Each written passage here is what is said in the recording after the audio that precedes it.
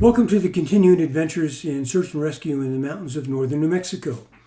Now, this particular mission occurred in a quasi-urban area. I say that because many of the small communities around downtown Santa Fe are urban residential, if you will. That is, there are homes on all the streets, fairly large lots, and as such, search and rescue does not enter private property without the permission of the owner.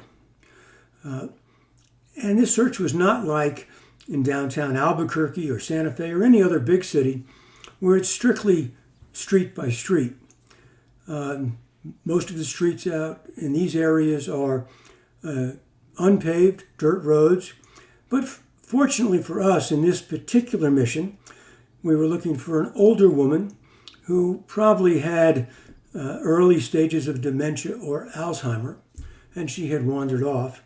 This was a relatively tight-knit community, and the home she lived with her stepson, most people on the street knew them and had granted permission to enter their property. In addition to the ground teams which we had assigned, and based upon the maps and the geography of the area and where she most likely would have gone, particularly given natural barriers that she would have run into, which would have directed her route of travel or stopped it altogether. We also had 2 state police dog teams and one of the best New Mexico search and rescue dog teams available, who had 2 of their trailing dogs. And trailing dogs are scent dogs. That is, if you have a scent article for your subject and you give it to the handler who provides it to the dog will literally follow that scent along the ground. I do not pretend to be a dog expert by any stretch, but I'm told that as we walk along, we drop lots of skin cells which have our scent on them, and that allows the dog to follow that trail.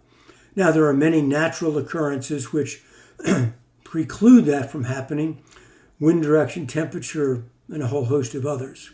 In any event, our New Mexico Search and Rescue dog team did find the direction of travel, but they lost it after several hundred yards. And the teams in the field found no sign of her in the assigned areas.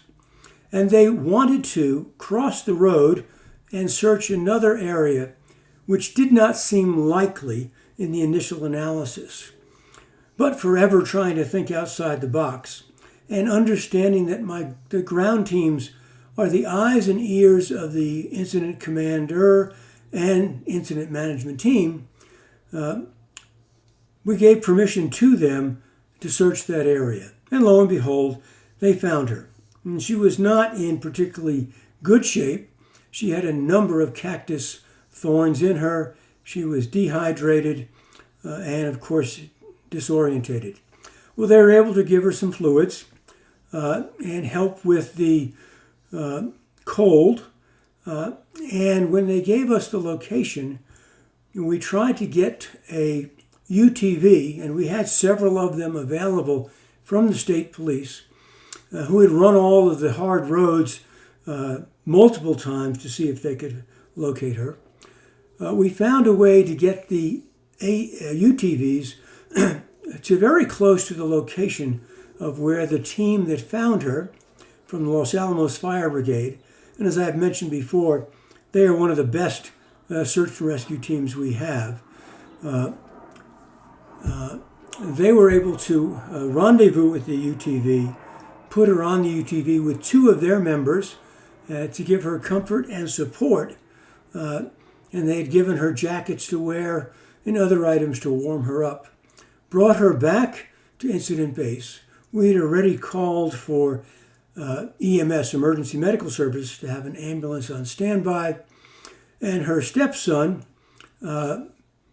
stepped in and overruled his father, who wanted just to take her home, to make sure that she went to the hospital and got the treatment she did. And she was okay and returned home safely after that. It's always interesting to have searches in different environments. In this particular case, as I said, a quasi-urban area, trending to rural. Rural in northern New Mexico is definitely rural. Homes can be spaced apart by hundreds of acres, clearly off the beaten path. We have huge ranches in northern New Mexico. But in this area, the homes were much closer together, and thus it gave us a different challenge than we normally would have. But in any event, it ended successfully, and our lost subject was returned home eventually after a hospital visit, safe and sound. Thanks. See you next time.